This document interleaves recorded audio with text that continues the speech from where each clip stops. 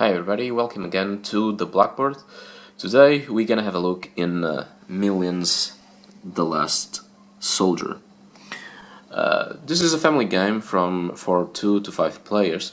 The game is designed by David Mendes and is published by Pythagoras. It takes about 20 to 30 minutes. It's for children above 8.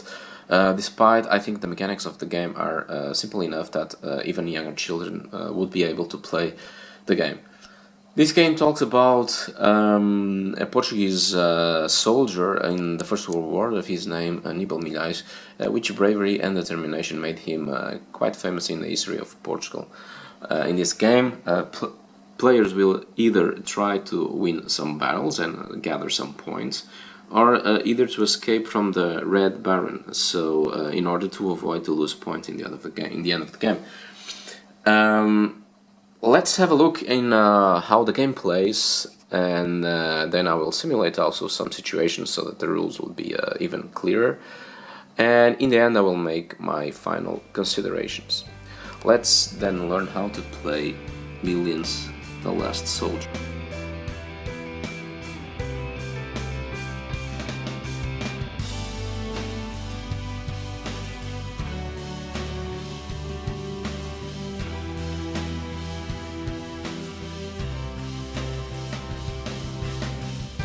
So first of all, let's have a look on the components of the game. The game comes with 72 cards, as you are seeing right now in this moment. It comes with 12 scoring cards, 8 positive points, there are the battle cards, and 4 negative points, there are the Red Baron cards. So this together will form the pile, the scoring pile. What we'll do is we'll shuffle this and put it in the middle of the table, like so. Then each player will choose a set of cards. There are 60 called power cards.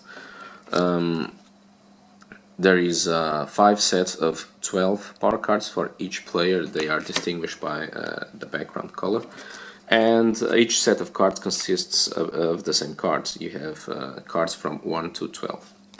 And so basically each player will choose a color and a set of cards. So let's imagine I'm setting up the game for a 3-player game. Then this guy would take his deck of cards. This other player will take this deck of cards. This other player will take this deck of cards. And this other player, for example, take this deck of cards. It's a 4-player game, so the 5th player won't be playing the game. So these cards are removed from this game. So basically we are prepared to start the game. And how does a game flows? Well, it's quite simple. There will be 12 rounds on the game. In each round each player will play a card from his hand, and in the end of the 12 rounds, who has the more points will win. The points are the points from the scoring cards that players will acquire each turn. Each turn there will be a scoring card to be acquired. The player who acquires them takes him into his scoring pile. In the end of the game, they will score all the cards they have in their scoring pile. So that's basically how the game plays. Let me show you then next how each round plays, with some examples to explain how the card play works.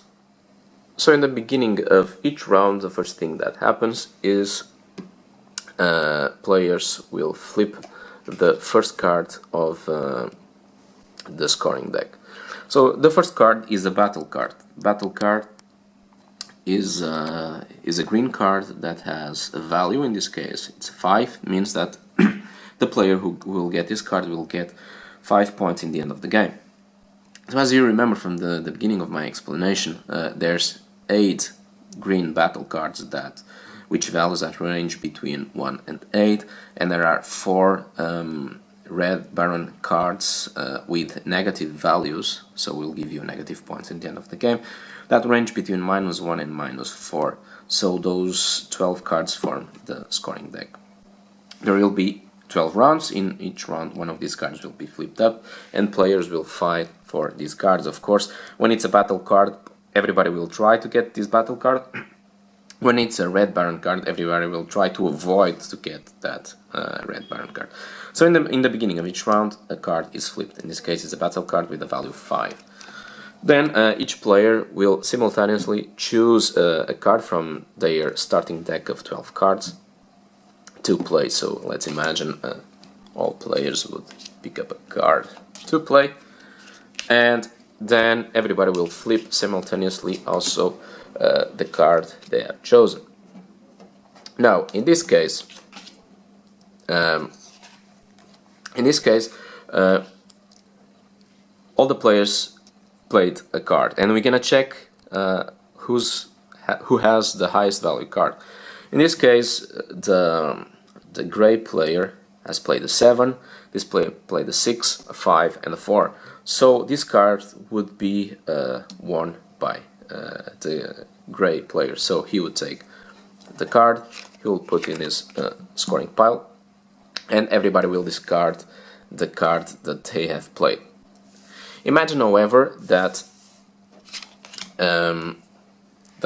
this player here, instead of playing a 6, he would have played a 7 also, like the gray player. That's an interesting point of the game, because when a tie for winning a card happens, those cards kind of cancel each other. So these cards will be out from determining who will win the card. So in this case, because they tied for first place, both of them will not be considered, and then we'll see who has the highest card. In this case, it will be a 5. So the brown player would get the card and would put the card in his scoring pile. So this brings a kind of interesting choice that players have to do in their game, because sometimes playing a higher card doesn't mean that you're gonna get the card, because if somebody plays the same card that you played, both cards would be cancelled. So sometimes you can win a card, an interesting card, just with a not such high value card. So then, like I said, everybody would discard their cards, and players will remain with 11 cards in their hand, and they will be missing 11 11 rounds to end the game. So in the beginning of another round, another card would be flipped. So in the beginning of the second round, for example, a new card would be flipped up. In this case, I'm going to show you what happens when a red card is drawn. In this case, red card will be gained by the player who played the lowest value card. So, like in the previous round, everybody will have to choose a card to play. Players will choose a card from their 11 cards deck in this moment, and then players would flip the played card, and players would check who has the lowest value. In this case, gray has a 4, green has a 5, orange has a brown has a 3, and purple has a 7. So in this case, the brown player would gain the card, so he would gain this -3 point card that he would add to the card he won on the previous turn. Now, imagine this situation. Imagine that the green player, instead of 5, had played a 3. So we would have a tie. There would be 2 3s. These 2 3s would be the lowest card in play. Like with the battles, when the highest card win, and if there is a tie on the highest cards, those cards they cancel each other. Same thing happens with the lowest cards when you are getting a red card. So in this case, both cards would cancel each other. So this 3 and this 3 would be out of the game, and then we would see what would be the lowest card from the cards still in play. In this case would be the 4, because it's much lower than the 7 played by the purple guy. So in this case, the gray would get the red card.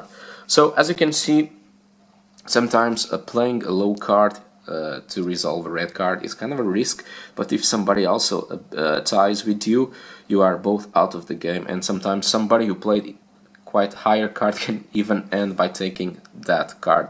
So in this case, the poor gray guy would get the red card, and then, like in the end of every round, all the played cards would be discarded, and play would continue. In this moment, everybody would have 10 cards in their hand, and players would go for the next round. Okay, so let's simulate just another turn to show you another situation of the game. So imagine that we are on round 3, and the card players will fight for would be the Battle of Marne, a 6-point card. So once again, all players would choose a card to play simultaneously, and cards will be revealed. And in this situation, surprise, everybody would play a value 10 card. So in this situation, we have a complete tie. We saw in previous examples that when two players, for example, tie, their cards cancel each other, and then only the other cards in play would count for determine who takes the card. In this case, when you have a total tie, when everybody plays the same card, what we do is we continue to play. Then we draw another battle card, let's say, another scoring card, and everybody would also choose to play and reveal simultaneously another card. So let's say that players reveal their second card, and as you can see, gray has a total of 19, green has a total of 18, brown has a total of 17, and purple has a total of 21. So, because this is considered a battle, despite having a red card here, it's considered a battle because 6 minus 2 equals 4. So we are in a territory of positive points. When we fight for positive points, is always considered a battle. So in this case, the player with highest value cards in play will win both of them. So purple would take both cards. Well, in this case, it wouldn't be such a nice and incredible score, because mainly he only gets 4 points, but that's all. That's life. And he gets what he gets. He gets both cards, and then everybody discards their cards into the top of their discard pile. Now, what is relevant is that imagine, for example, that instead of being a 6 value battle card, this would be a 1 value battle card, for example. In that case, this would be a red baron card, a red baron situation, let's say, because 1 minus 2 would be minus 1, and then those cards would be taken by the player who had played the least value. In this case, would be the brown. That's not the situation. In this case, we're still in positive points. 6 minus 2 gives 4, so the highest card takes the card. And then, in this case, gray would take cards. Sorry, not gray, purple will take the cards into his scoring pile, and everybody will discard these cards. It's important to notice that when you discard cards, the only card that is visible is the last discarded card. So it's not possible for other players or to check which cards you already played. That's quite important in the game situation. So in this case, everybody would just discard their cards, and another round would begin. Another card would be flipped. Well, it would be a kind of bad card. It would be a red baron card for minus 4, and so on until everybody has played their 12 cards, and then we would score. Players would take their scoring pile, they will add their positive points, and they will deduct their negative points. Player who makes more points wins the game. So, final considerations for Millions the Last Soldier.